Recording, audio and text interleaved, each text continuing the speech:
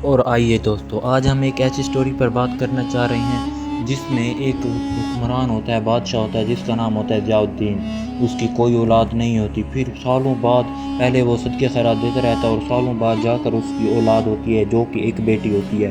وہ اس کے لیے بہت خوشی مناتا ہے اور مٹھائیاں وغیرہ بانٹتا ہے۔ اس کی بیٹی کو راز وغیرہ میں بہت شوق ہوتا ہے اور وہ کیا کرتی ہے، ایک دن راز تلاش کر لیتی ہے۔ دوستو سٹوری یوں شروع ہوتی ہے کہ یہ سٹوری کا ٹائٹل شروع یوں ہوتا ہے کہ ایک شہزادی ہوتی ہے مہرونی سا اور قلعہ سترون وغیرہ کے وہ راز تلاش کرتی ہے۔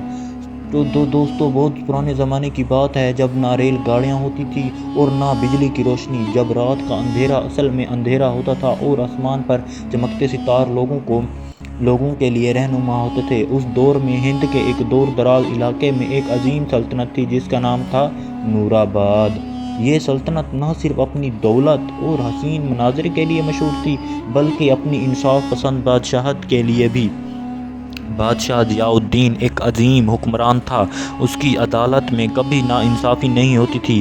غریب ہو یا امیر، سب کے لیے ایک ہی قانون تھا۔ لوگ اسے صرف بادشاہ نہیں بلکہ رہنما سمجھتے تھے، مگر ہر انسان کی زندگی میں کوئی نہ کوئی کمی ہوتی ہے اور بادشاہ ضیاء الدین کی زندگی میں کمی تھی۔ سب سے بڑی کمی جو تھی وہ تھی اولاد کی۔ اور ہاں جی دوستو، ملک حسنہ جو کہ انتہائی رحم دل اور عقل مند تھی، وہ راجہ ضیاء الدین کی بیوی تھی۔ یعنی کہ جو راجہ ضیاء الدین کی بیوی تھی اس کا نام تھا ملک حسنہ، اور وہ رحم دل اور عقل مند بھی تھی۔ ہر روز وہ رب سے یہی دعا کرتی ہے، اللہ مجھے اولاد جیسی نعمت سے نواز دے، میں تیرا لاکھ لاکھ شکر ادا کرتی ہوں، یا اللہ پلیز مجھے نواز دے اولاد جیسی نعمت سے۔ سالوں تک انہوں نے صبر کیا، صدقے دیے اور غریبوں کی مدد کی۔ آخر ایک رات جب پورا محل خاموش تھا اور چاند اپنی پوری روشنی کے زمین کو روشن کر رہا تھا، ایک خوشی کی خبر آئی، ملک حسنہ نے ایک بیٹی کو جنم دیا۔ پوری سلطنت میں جشن منایا گیا، شہر کو پھولوں سے سجا دیا گیا۔ یعنی کہ جب یہ بات گونجی اور چاند کی روشنی بھی رات کو بہت ہی ایسا حسین بنا رہی تھی، تو بہت ہی خبر ایک اچھی گونجی کہ ملک حسنہ نے بیٹی کو جنم دیا ہے، یعنی کہ راجہ ضیاء الدین کی بیٹی ہوئی ہے۔ تو راجہ ضیاء الدین اس پر بہت خوش ہوا اور سارے شہر والے بھی خوش ہوئے اور ملک حسنہ خود بھی خوش ہوئی کہ اللہ نے آخرکار مجھے اولاد جیسی نعمت سے نواز دیا۔ اور دوستو پوری سلطنت میں جشن منایا جاتا ہے، شہر کو پھولوں سے سجا دیا جاتا ہے، لوگوں نے مٹھائیاں بانٹی اور غریبوں کو خیرات دی گئی۔ اس بچی کا نام رکھا گیا مہرونی سا، عورتوں میں روشنی، یعنی کہ جو مہرونی سا کا مطلب ہے وہ ہے عورتوں میں روشنی۔ دوستو جب یہ بات سنی گئی کہ بادشاہ ضیاء الدین کی بیٹی ہوئی ہے اور ملک حسنہ کی لڑکی ہوئی ہے تو مہرونی سا کے اور اس کا نام مہرونی سا رکھا گیا ہے، تو شہر والے بہت خوش ہو گئے۔ انہوں نے پوسٹر وغیرہ بنا لیے مہرونی سا کے نام کے۔ انہوں نے مٹھائیاں اتنی بنائی جتنی انہوں نے، یعنی راجہ ضیاء الدین نے اتنا آرڈر نہیں دیا تھا کہ جتنی شہر والوں نے خود سے اضافی بنا دی، کیونکہ راجہ ضیاء الدین انصاف پسند تھا، اسی لیے لوگ بھی اس سے بہت خوش تھے اور ساتھ ساتھ انہوں نے اور مٹھائیاں خود سے بھی بنا لی۔ اور دوستو ہر غریب امیر میں انہوں نے یہ مٹھائی بانٹی اور پھول وغیرہ لگائے اور اپنے گھر کے آگے پوسٹر وغیرہ لگائے مہرونی سا کے نام کے، اور دوستو گھر کو ایسا چراغاں ہو گیا، ایک دم لک چینج ہو گئی اس شہر کی۔ اور دوستو مہرونی سا بچپن سے ہی مختلف ہوتی ہے۔ جب دوسری بچیاں گڑیوں سے کھیلتے ہیں تو وہ آسمان کے ستاروں کو گھنٹوں تک دیکھتی رہتی، یعنی کہ جب وہ 10 سال کی ہوتی ہے تو وہ بہت ہی مختلف ہو جاتی ہے۔ امی ستارے گرتے ہیں اور کہاں ہمیں نظر آتے ہیں، وہ عجیب عجیب سوالات کرتی تھی۔ اور ایک بار اس نے کہا، امی ستارے گرتے کیوں نہیں؟ ابا اگر ہوا کو دیکھا نہیں جا سکتا تو ہمیں کیسے پتہ چلتا ہے کہ وہ ہے؟ اس کی باتیں سن کر محل کے لوگ حیران ہو جاتے۔ بادشاہ ضیاء الدین کو یقین ہو گیا کہ یہ بچی صرف ایک شہزادی نہیں بلکہ کچھ خاص ہے۔ جیسے جیسے وہ بڑی ہوتی گئی اس کی دلچسپی پرانی کتابوں، راز بھری کہانیوں اور طلسمی واقعات میں بڑھتی ہوتی گئی۔ محل کا ایک پرانا حصہ تھا جہاں صدیوں پرانی کتابیں رکھی ہوئی تھیں، اور دوستو اکثر لوگ اس جگہ سے دور رہتے کیونکہ وہ کہتے تھے کہ وہاں پر عجیب آوازیں آتی ہیں، مگر مہرونی سا کو وہاں سکون ملتا تھا۔ اس کے بعد دوستو ایک دن جب وہ اس پرانے کتب خانے میں گئی، اسے بہت پرانی کتاب ملی۔ کتاب پر دھول کی موٹی تہ جم چکی تھی، جیسے کسی نے اسے صدیوں سے ہاتھ نہ لگایا ہو۔ اس نے دھیرے سے کتاب کھولی اور اس کے اندر ایک نقشہ ملا، اس نے نقشہ دیکھا اور وہ عجیب سا نقشہ تھا۔ اور ہاں جی دوستوں، نقشے پر عجیب قلعہ بنا ہوا تھا، اس کے گرد ستاروں کی تہ بنی ہوئی تھی، یعنی کہ ستاروں جیسی نشانیاں بنی ہوئی تھی۔ نیچے لکھا تھا قلعہ ستارون، جہاں حقیقت اور خواب ایک ہو جاتے ہیں۔ مہرونیسا کے دل کی دھڑکن تیز ہو گئی، اسے محسوس ہوا کہ یہ صرف ایک نقشہ نہیں بلکہ اس کی تقدیر کا حصہ ہے۔ اور دوستو، وہ رات بھر سو نہیں سکتی، اس کے ذہن میں صرف ایک ہی بات گھوم رہی ہوتی ہے، قلعہ ستارون۔ آخر کار اس نے فیصلہ کیا، وہ اس قلعے کو ڈھونڈے گی۔ اگلے کچھ دنوں تک اس نے چپکے سے سفر کی تیاری کی، ایک مضبوط تلوار، کچھ ضروری سامان اور وہ پرانا نقشہ۔ اس نے کسی کو کچھ نہیں بتایا۔ ایک رات جب سب سو رہے تھے، وہ اپنے کمرے سے نکلی، محل ایک دروازوں سے گزری اور اندھیری رات میں اپنے سفر پر نکل پڑی۔ سفر کی مشکلات تو بہت تھی، شروع دن میں آسان تھے، مگر جلد ہی اسے مشکلات کا سامنا کرنا پڑا۔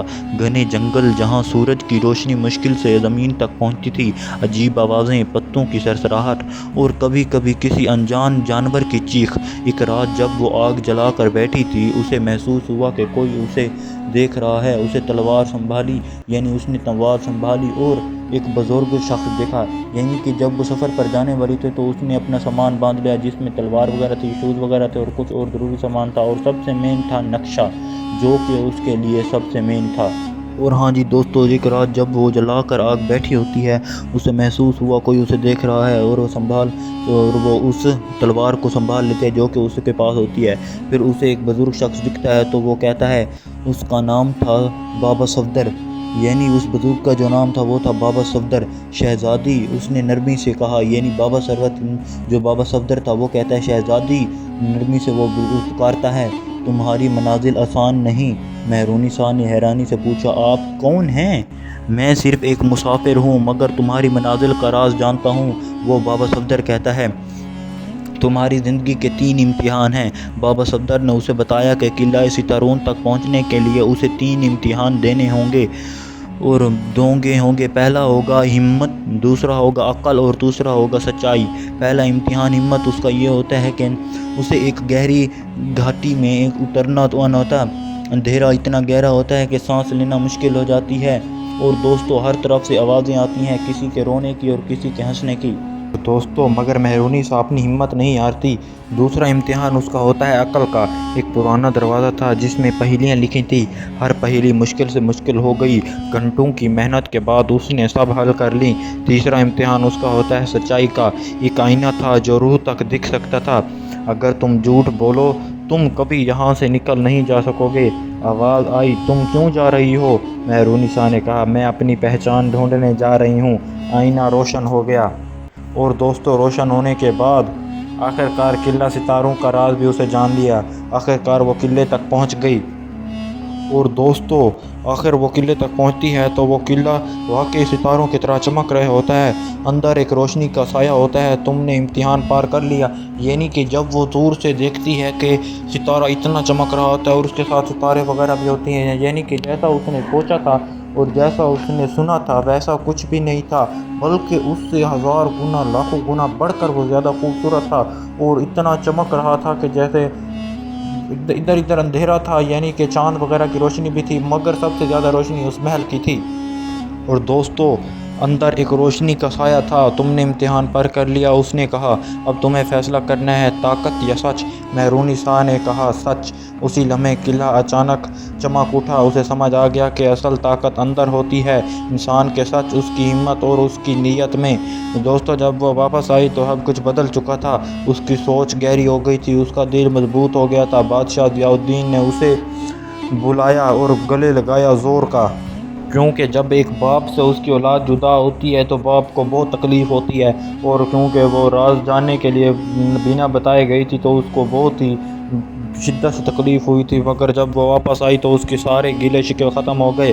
اور دوستوں بادشاہ ضیاء الدین نے اسے گلے لگایا اور کہا، کہاں تھی تم اپنی پہچان ڈھونڈنے؟ اس نے مسکرا کر کہا۔ اور دوستوں سالوں بعد جب مہرونیسا بادشاہ بنی، اس کے نور آباد کو علم، انصاف اور ترقی کا مرکز بنا دیا گیا۔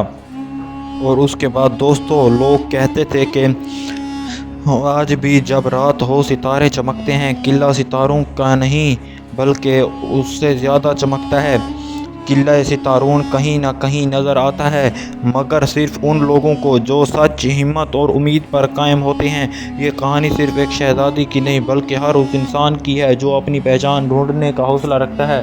دوستو، جب وہ بادشاہ بنتی ہے تو وہ اس کا تاج ایسے چمکتا ہے، یعنی کہ اس کے چہرے پر نور آ جاتا ہے، کیونکہ اس میں ہمت تھی، وہ سچ بولتی تھی اور دوستو اس کی نیت صاف تھی۔ دوستو اس کے ماں باپ کو بھی اس پر رشک ہوتا ہے، یعنی جب راجہ ضیاء الدین تھوڑا بزرگ ہوتا ہے تو اس کے بعد اس کی اولاد، یعنی جیسے تخت آگے بڑھتا جاتا ہے تو پھر اس کا کوئی بیٹا تو نہیں ہوتا، مگر اس کی جو بیٹی ہوتی ہے مہرونیسا، اس کو یہ تخت مل جاتا ہے اور پھر وہ ہر کچھ سب سے انصاف سے پیش آتی ہے اور اس کے سر پر ایک تاج وغیرہ بنا دیا جاتا ہے۔ دوستو وہ انصاف سے ہر فیصلہ کرتی ہے، تو دوستو ہمیں بھی اپنی زندگی میں انصاف سے فیصلے کرنے چاہیے۔ اگر ہمیں کوئی بڑا براتا ہے، یعنی اپنے فیصلے ہمارے ہاں پیش کرتا ہے، تو ہمیں کیا کرنا چاہیے؟